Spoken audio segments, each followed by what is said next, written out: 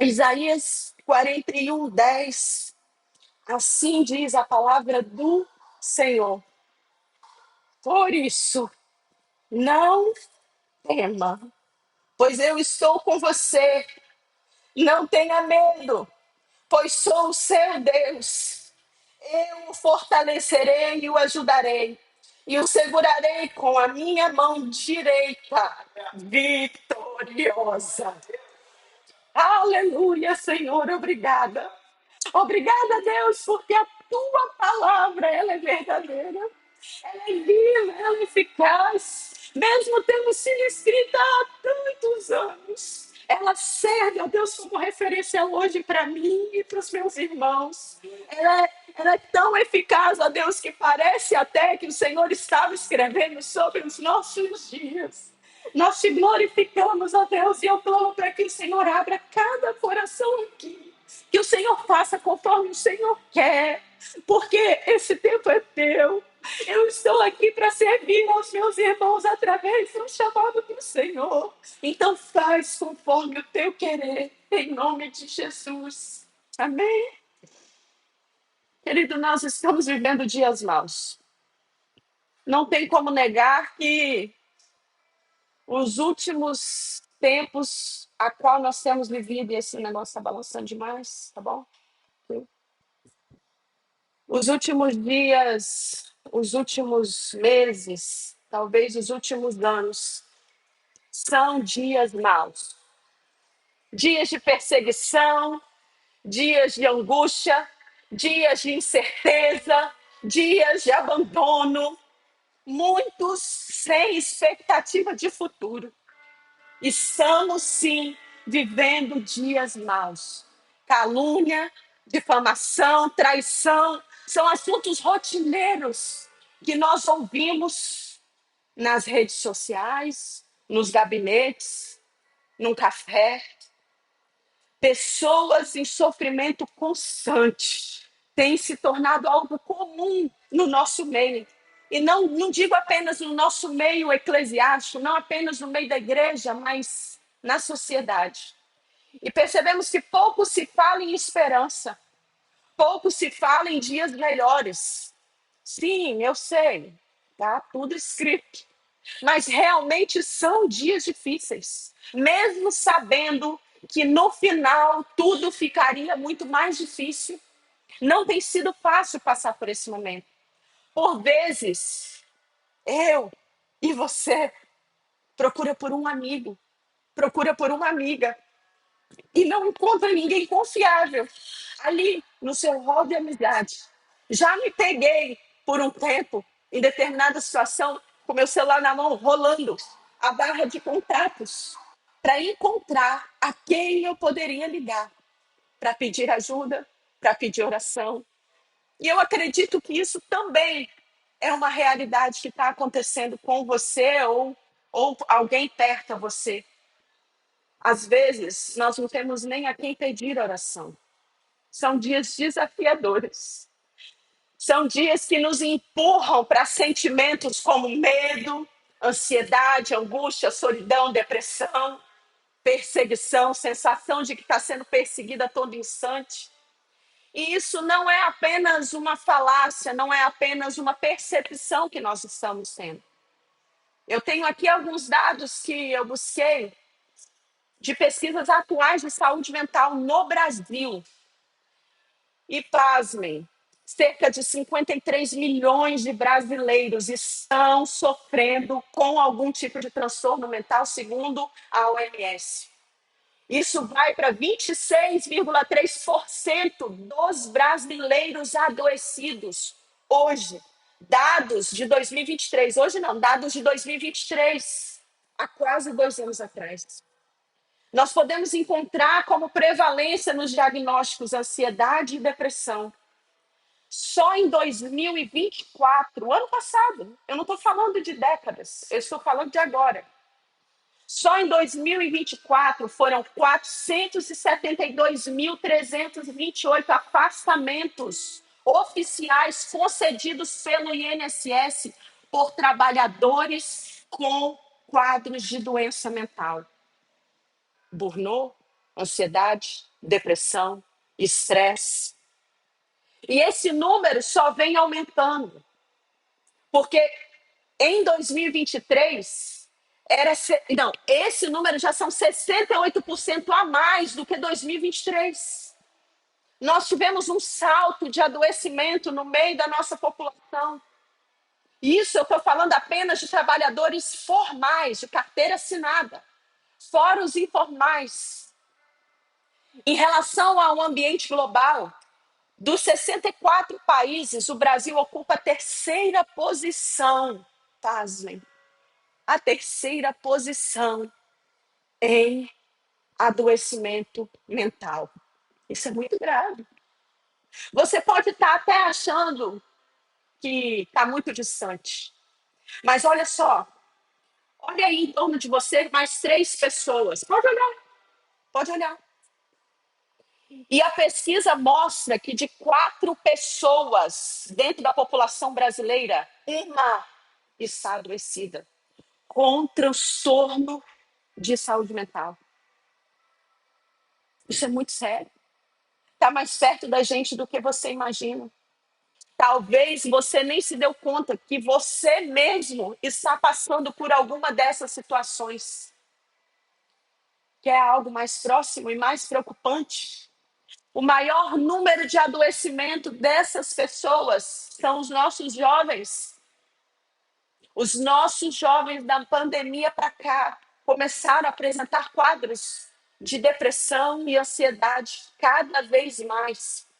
E num estudo recente, agora feito nas escolas estaduais daqui do estado, aqui, Grande Vitória, não mais o mundo, não apenas em terceiro lugar mundial, mas Vitória, Serra, Santa Teresa e Fundão. Pasmo. 6,8 da amostra nos apresenta de que os professores tomam medicação alta de controle médico, de controle de receita para depressão, para estresse, para ansiedade, para tensão muscular, que é o que nós chamamos de benzodiazepínicos, né, pastor? Vamos subir o nível aí da parte técnica, né?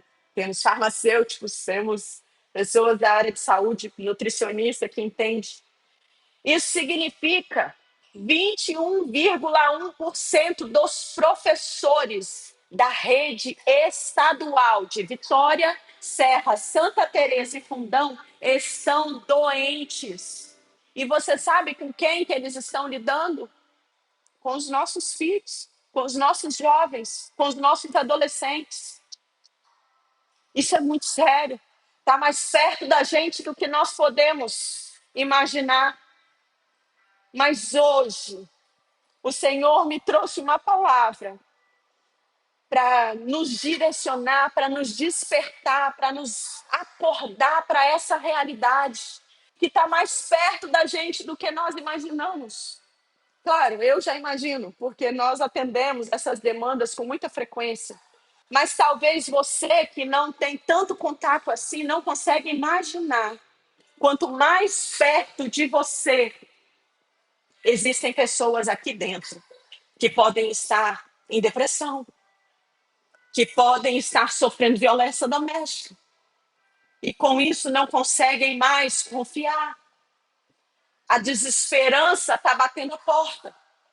Pessoas no nosso meio com ideação suicida está mais perto do que a gente imagina. E o Senhor nos mostra nesse texto de Isaías algumas ações práticas que nós podemos tomar. E é sobre isso que eu quero falar com você hoje, depois de te despertar para que essa realidade não está lá fora, porque a gente acha que a igreja, uau, na igreja não, olha aqui, deixa eu te lembrar, o maior hospital do mundo se chama igreja, é aqui, e tá certo, porque é aqui que está o dono da cura, é aqui que nós podemos correr e tocar nas orlas dele para sermos curados. A rede de saúde pública e particular, ela nos ajuda, claro que ajuda, e eu não estou falando contra isso. Mas é aqui que muitas vezes as pessoas caem dali com o diagnóstico da morte na mão, com um câncer terminal. E quando veio essa porta aberta, quantas pessoas nós já recebemos aqui na época do culto da tarde, saindo desesperados de dentro dessa unidade de saúde e falando: ora por mim, me dá uma solução, porque o médico acabou de me falar que não tem mais jeito. Quantos nós já recebemos aqui que estavam com todo o material pronto para se matar 2 dias depois? Queridos, essa realidade está mais perto de nós do que nós imaginamos. E esse texto, ele foi escrito lá na época do pré-exílio da Babilônia. Eu não estou falando de algo de agora. Se você depois em casa parar para estudar Isaías 40, 41, você vai lendo por ali, você vai ver que já estava decretado de tudo que iria acontecer. O profeta Isaías já tinha revelado o que estava por vir. Isso gera medo, isso gera pânico, isso gera temor. Isso gera temor no sentido de, não de, eu temo ao Senhor, mas de o que, que vai acontecer? Desesperança. E assim como naquele momento que o povo do Senhor passava por isso, o Senhor se levantou através do profeta e trouxe palavras de consolo, trouxe palavras de esperança, que talvez seja isso que você está precisando hoje. Palavras de consolo, de encorajamento, de esperança de dias melhores. Ah, eu não. Não, não, pastora, não, você se equivocou. Se você não está precisando, louve ao Senhor por isso. Mas se agarre no que tem de entendimento dessa palavra e leve com você, porque eu creio que perto de você, lá naquela sua vizinha, que emburrada, que não quer falar com ninguém, provavelmente ela está passando por algum problema. Lá naquele chefe que te persegue o tempo todo, provavelmente ele está precisando de uma palavra de consolo, de encorajamento. Ele talvez está precisando ser acolhido, ser amado. Precisamos disseminar amor no meio da sociedade, não apenas aqui dentro. E em particular, nesse capítulo 41, Deus se levanta e fala para o povo judeu, mas não apenas para eles. Isso se estende até nós. E chega a nós hoje, através da palavra que é viva, que é eficaz, que é verdadeira. E nós podemos ver que esse adoecimento emocional, ele vem passando de geração em geração, de século em século. Primeiro ponto que eu quero destacar para você dentro de todo esse cenário é sobre a solidão. Se você nunca passou por um tempo de solidão, talvez você não tenha noção do que eu vou falar aqui. Mas pegue isso como uma verdade, porque talvez Deus quer te usar para tirar alguém de um quadro de solidão. Hoje em dia, dificilmente você pode confiar em alguém. Você acha que é seu amigo e quando você menos espera, levou seu marido, levou sua namorada, levou um filho para as drogas, tomou a sua vaga na empresa. E era seu marido, era seu amigo, era sua amiga. E com todas essas situações de traição, de abandono, isso vai gerando dentro de nós uma insegurança, um distanciamento social do outro, que não se trata do distanciamento que nós vivemos na época da pandemia. Ali era por uma questão de saúde. Precisávamos nos distanciar para não contaminar. Mas hoje muitas pessoas optam, escolhem viverem sozinhas por não confiarem, porque foram traídas,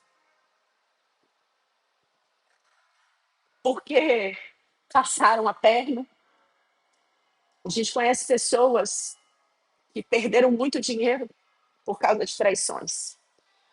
Pessoas que perderam família, família estruturada, família erguida, estabelecida, com princípios da palavra, por causa de traição. E você sabe o que é mais difícil de tudo isso? É voltar a confiar. Porque você olha para o outro que chega e você fala bem assim: ela vai fazer a mesma coisa que a outra fez. Ele vai agir comigo do mesmo jeito que o outro agiu. E aí, como uma forma de proteção, o que, que eu faço? Eu me isolo, eu me fecho, eu me retiro de um convívio mais real com o outro. Nós vemos aí pessoas famosas, com vários seguidores, com a saúde parecendo bem estabelecida, curtindo a vida, com dinheiro, com carro, com bens, e de repente vem a notícia da morte, do suicídio. Pessoas que aparentemente estavam bem relacionadas. Nós já tivemos com um pastor muito famoso, conhecido, e que você olha pelas redes sociais e você fala, a família é linda. E você fala bem assim, esse cara não pode ter problema. Mas quando ele chega perto de você, ele mal abre a boca. Ele não consegue se relacionar.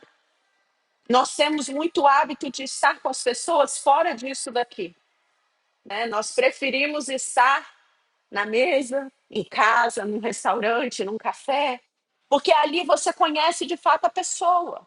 Não que aqui você precise mascarar quem de fato você é, na verdade não pode. Não é essa a ideia. Mas eu não tenho nem tempo para ficar aqui horas e horas conversando com você, falando sobre a minha vida.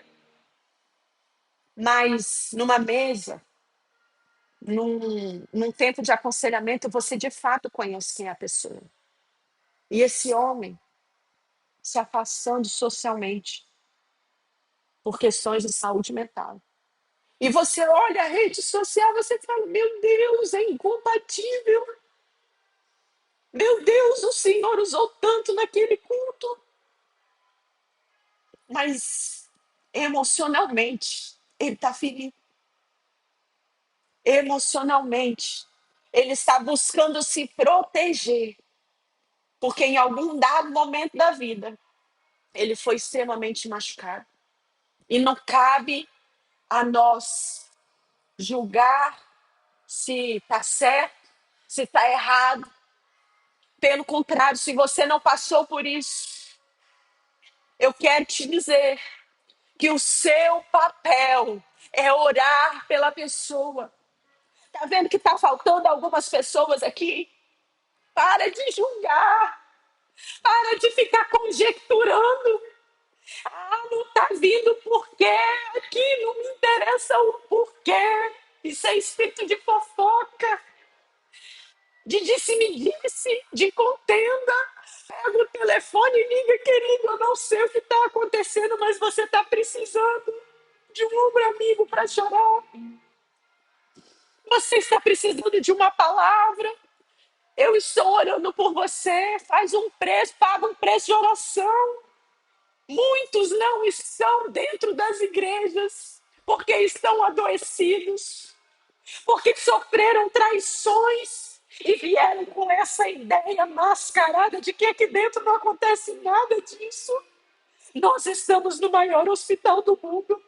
Os doentes estão aqui. Sinto te dizer que você e eu somos os principais pacientes desse hospital. E precisamos resgatar mais, e mais, e mais para sermos curados. A palavra nos diz que é confessar os vossos pecados para quem? Uns aos outros, para serem curados. Mas como se eu chego aqui e eu te chamo para conversar e depois eu sou aí o assunto da semana? Piadinhas no Instagram, mensagens querendo me mandar indireta, mas como se eu fui traída e eu não confio em mais ninguém. Eu prefiro me isolar, mesmo estando aqui, nós precisamos de homens e mulheres posicionados em oração para que essas pessoas encontrem referência. Não apenas os pastores, e glória a Deus, porque aqui nós temos pastores sérios. Nós temos atendido casos extremamente difíceis. Tem semanas que a gente mal dorme, não tem vontade de comer, e não é porque nós estamos doentes, é porque nós estamos sentindo a dor do outro. Mas será que nós temos outras pessoas com quem contar? Nós precisamos nos posicionar, igreja. Todos nós precisamos nos posicionar. E esse texto de Isaías começa dizendo assim: por isso não tema, pois eu estou com você. E essa palavra é para você que está vivendo em solidão. Não tema, você não está sozinho, você não está sozinha. O Senhor está com você. E isso é motivo de gratidão a Deus. Porque mesmo em meio à tempestade, a palavra nos garante que Ele está conosco. Ainda que o teu pai e a tua mãe te abandonem, eu, todavia, assim diz o Senhor, está escrito, não vos abandonarei. Confia, confia, Ele não vai te abandonar. Você não está sozinha, você não está sozinho. Além de termos pessoas aqui posicionadas para te acolher, sem julgar, nós temos o Senhor. Você precisa sair daqui hoje com essa certeza de que você não está sozinho, de que você não está sozinha e que a solidão não é lugar para você. A solidão não é lugar para você. Mas um outro sentimento que nós também vemos no nosso meio é o medo. O medo é uma resposta emocional natural. Dependendo do nível do medo, não tem problema nenhum, ele faz parte da nossa proteção. Para se proteger de um mega cachorro que você está vendo ali, um pitbull que vai soltar, o que, que você sente? Medo. E aí, automaticamente, o que, que o seu organismo inteiro faz? Se prepara para sair daquela situação. Até aí não tem nada de errado. O problema é quando esse medo passa do real para algo da percepção. E aí, só de pensar que alguém pode vir para a igreja trazendo um cachorro, eu já não vou mais para a igreja. Só de pensar que um cachorro pode passar no meio da rua, eu não saio mais de casa. Percebam, o problema é como nós vamos encarar o medo. E nós temos visto sintomas de medo muito frequentes no nosso meio. E se você não sabe, coração acelerado, aumento da respiração, ficar ofegante, músculos tensionados, são sinais de medo.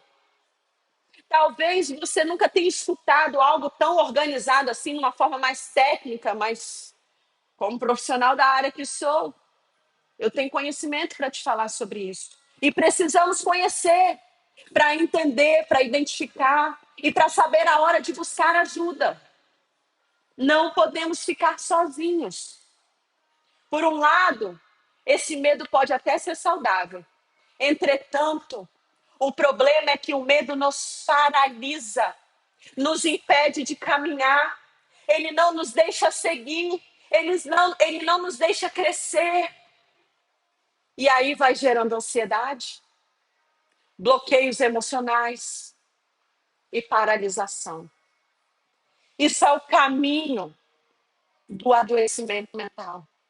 E por muitas vezes nós estamos aqui dentro das quatro paredes, não da NTC, isso não é prioridade da NTC, das igrejas como um todo, tendo pessoas que estão vivenciando esse quadro. Mas também no versículo 10, o Senhor nos traz uma resposta.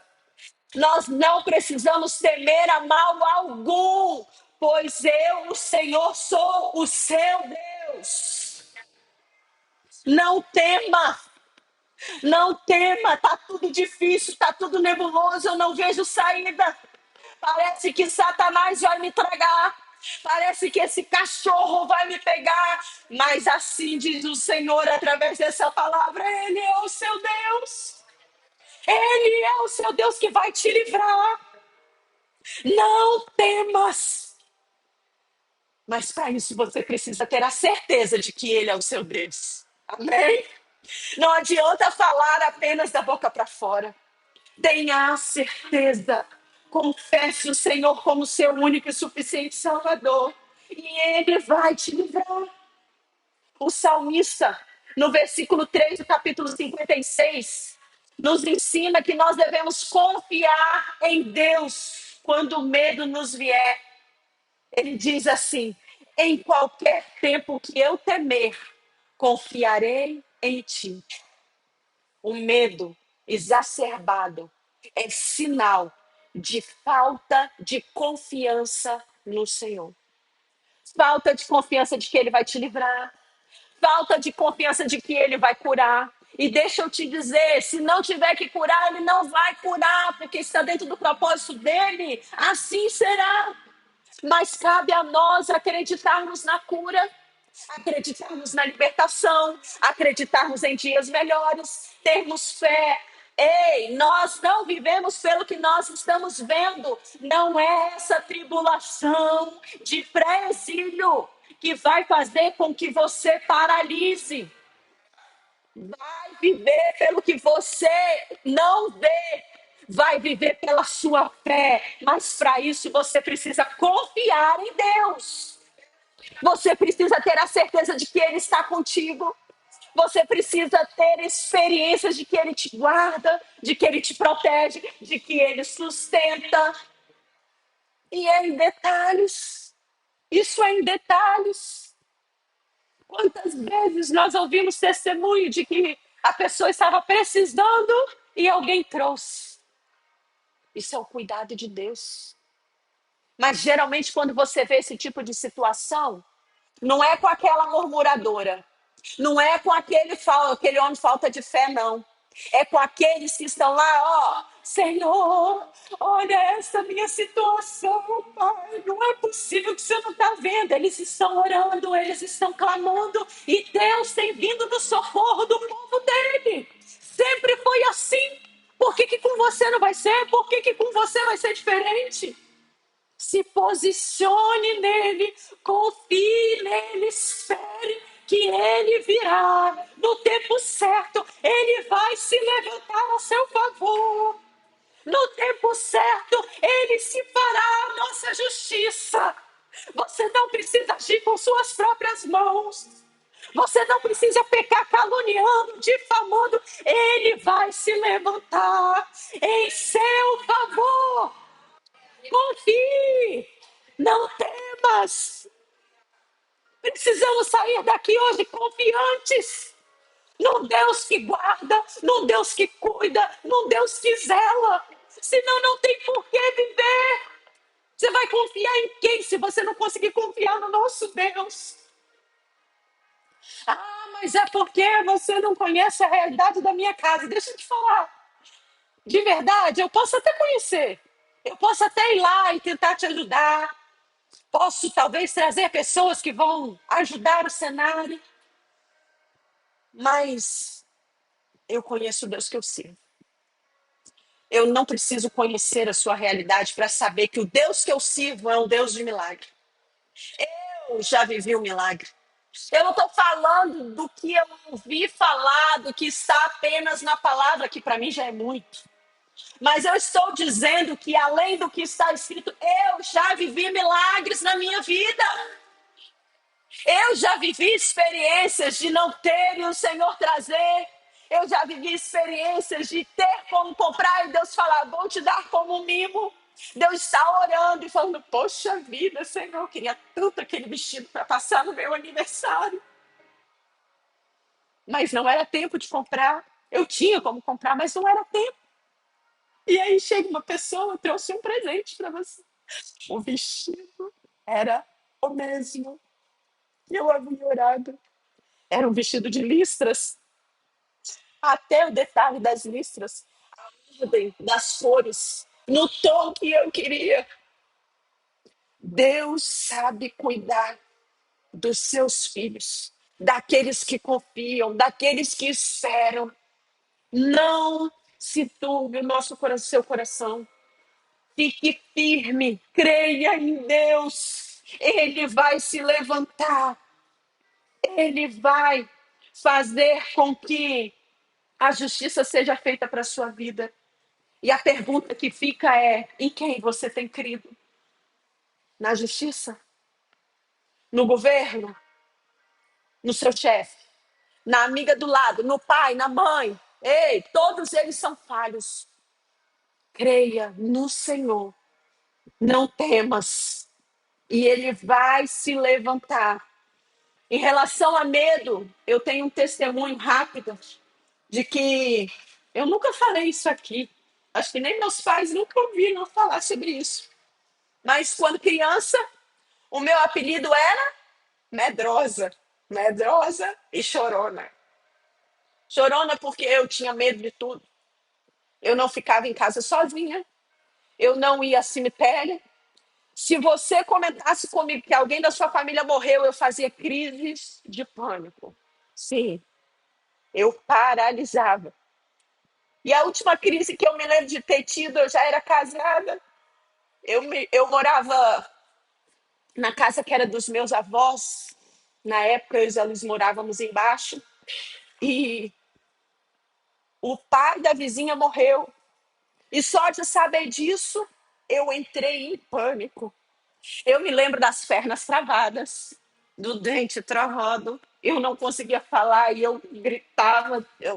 Aí eu tentava falar e saía. Eu chorava, chorava. E a Liz estava comigo e me ministrou. E eu tinha crises horrorosas de pânico, lembra?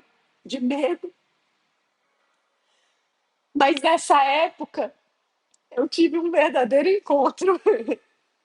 Eu me encontrei com aquele que me deu esperança, que me deu segurança, que me curou. E só nos últimos 2 meses eu já fui a 3 enterros para acolher e consolar. Eu comentei isso, acho que foi com você, né, pastor? Nos últimos 2 meses. Como seguir no propósito se você não confia? Se você faz medo, se você faz crise de medo, pânico e tudo mais, ansiedade te toma.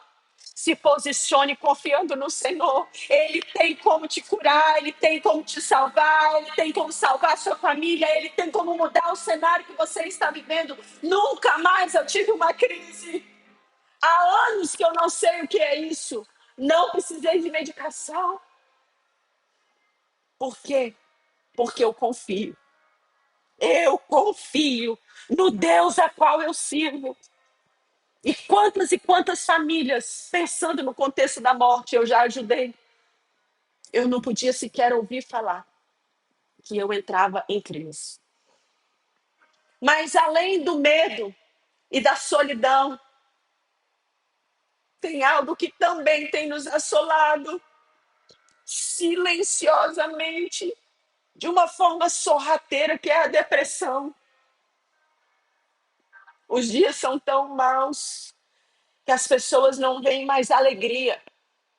Muitos não sentem mais o sabor da vida. A vida perdeu o sentido. Eu levanto, eu trabalho, se precisar, eu como, mas tudo isso de uma forma mecânica. A depressão é um transtorno mental comum, mas ele é muito sério. E ele afeta a pessoa da forma como ela sente as coisas, como ela sente a vida, como ela pensa e como ela lida com o seu dia a dia. Deixa eu te dizer, não é apenas uma frescurinha, não é uma tristezinha passageira.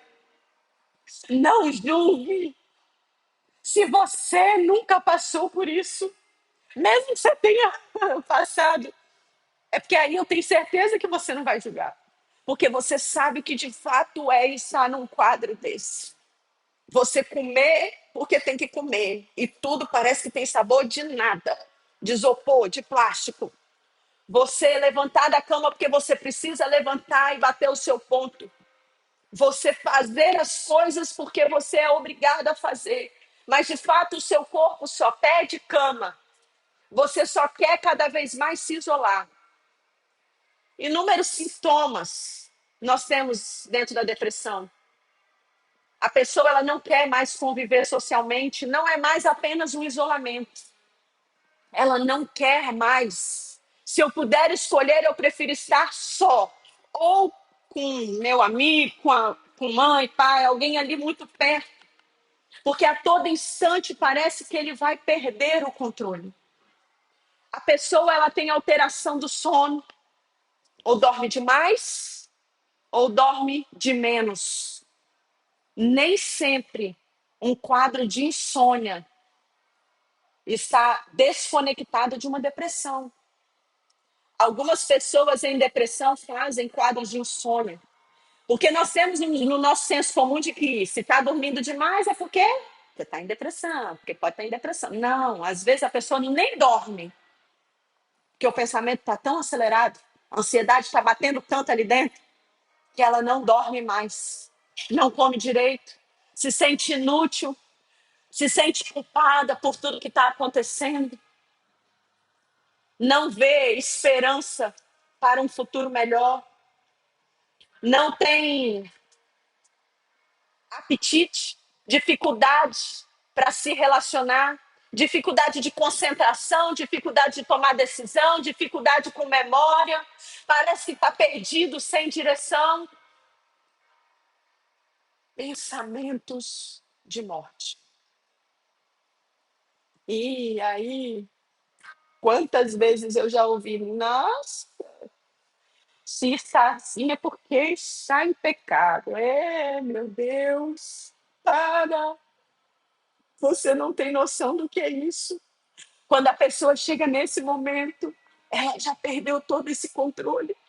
Por vezes, ela inclusive está orando, pedindo para Deus levá-la. Para de julgar. Nós precisamos de acolher, nós precisamos de cuidar. E se você está sentindo assim, você precisa de ajuda. Você não pode achar que você vai sair disso sozinho. Por vezes você vai precisar de uma psicoterapia, você vai precisar mudar seu estilo de vida, cuidar da saúde, cuidar de exercícios físicos, de alimentação, tudo isso influencia. Mas acima de tudo, você precisa se apegar no que essa palavra nos diz. O texto termina nos dizendo: não tema, eu estou com você. Eu fortalecerei e o ajudarei.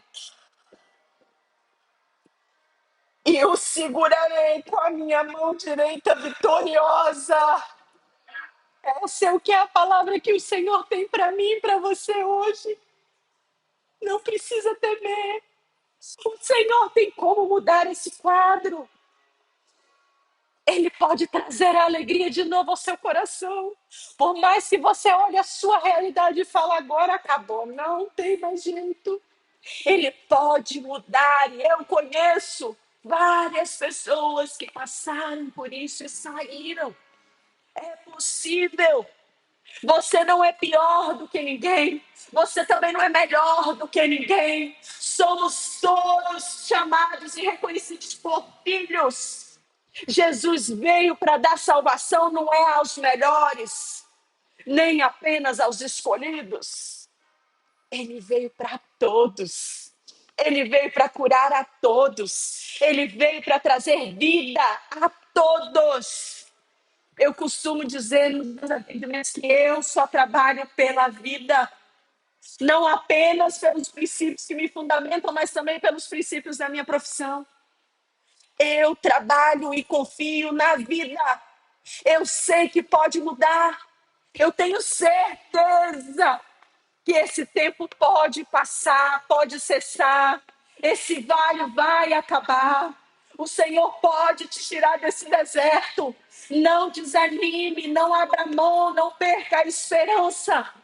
Tudo isso pode se fazer novo.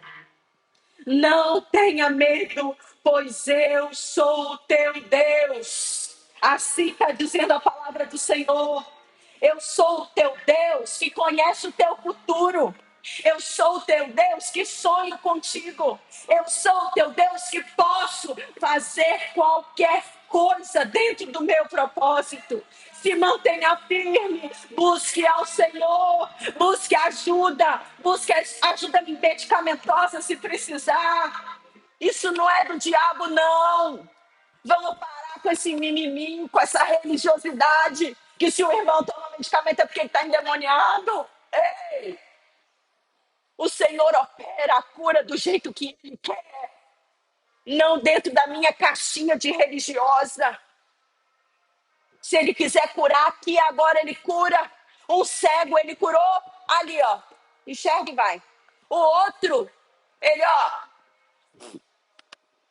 ele faz do jeito que Ele quer. Não do jeito que eu quero, nem do jeito que você quer. Não dentro da nossa caixinha. Quantas e quantas pessoas dentro das igrejas têm medo de pedir ajuda, porque estão doentes emocionalmente, porque tudo é associado ao diabo. Não, nem tudo é o diabo. Vamos parar com isso. Estamos perdendo pessoas para o adoecimento por causa das nossas falas distorcidas. O Senhor tem vida para todos. O Senhor cura do jeito que Ele quer. Ele faz como quiser. E Ele nos diz: eu o fortalecerei, eu o ajudarei. Ele vai te ajudar mesmo que o seu corpo não tenha mais energia para reagir. Ele vai te ajudar mesmo que as suas forças já tenham se esvaído. Ele vai te ajudar mesmo que todos tenham te traído. Mesmo que tudo tenha saído do seu controle. Mas do controle dele, nada saiu. Ele está no controle de todas as coisas. Acredite, acredite, acredite. Tem como mudar. Ele diz: eu estou do seu lado e eu te ajudarei. Eu estou contigo. Essa é a palavra que o Senhor tem para nós nesta noite. Isaías 41:10 traz uma mensagem de despertamento, de encorajamento, de conforto. Conforto porque há solução, mesmo que você não veja. Há solução, há uma saída. Deus está nos encorajando a não temer, porque Ele é quem nos fortalece, é Ele quem nos sustenta, é Ele quem está conosco, é Ele quem é a sua justiça. E tudo isso que eu falei hoje é para mim e para você refletirmos dos dois lados. Primeiro, eu estou sendo um referencial para acolher pessoas, para ajudar pessoas, para atrair pessoas para o Senhor. Quantos estão em sofrimento e não tem um amigo sequer? Eu já me peguei nesse lugar de ficar lá rolando a barra do celular e não saber para quem ligar. Mas essa palavra também é para você que está passando por esse momento de medo, angústia, solidão, depressão, ou seja lá o que for, que às vezes nem você sabe dar o nome. Hoje é o seu dia. Hoje é o dia de você declarar: o meu Redentor vive e ele vai se levantar no tempo certo para mudar a minha realidade. Eu quero que você se coloque de pé agora, diminua as luzes, que você reflita qual desses dois grupos você é. Você é aquele ou aquela que está precisando de ajuda. Vem aqui, nós queremos orar por você. Deixa eu te dizer, você não está sozinho. Você tem alguém que quer te ajudar. Você tem pessoas que te amam. Pessoas, às vezes, que estão lá esperando você voltar para casa de uma forma diferente. Pessoas que precisam de você, que olham para você e se espelham em você. Então, não deixe essa oportunidade passar. Vem aqui para nós orarmos com você. Eu quero que as luzes se mantenham baixas.